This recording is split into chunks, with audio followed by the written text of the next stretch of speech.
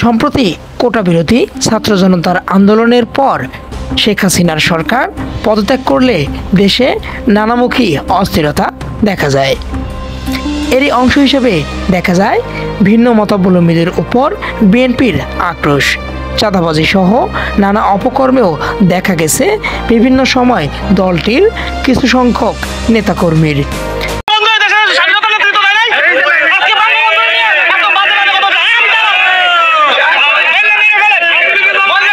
কেউ আওয়ামী লীগের নাম নিলে হামলা, মুক্তিযোদ্ধাদের উপর আক্রমণ সহ নানা রকম অপকর্মে লিপ্ত দলটির নেতাকর্মীরা।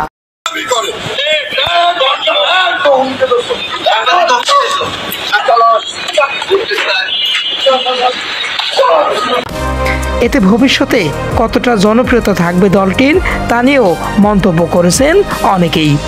সবশেষ গত রবিবার হিরো আলমের উপর আক্রমণ আরও বেশি প্রেসারে ফেলেছে দলটির উপর। অদূর ভবিষ্যতের নির্বাচনে দলটির টিকে থাকাকেও প্রশ্নবিদ্ধ করেছে বলে মনে করছেন বিশ্লেষকগণ। মোহাম্মদ আনোয়ার হোসেন, নিউজ ডেস্ক, বার্তা বাংলা।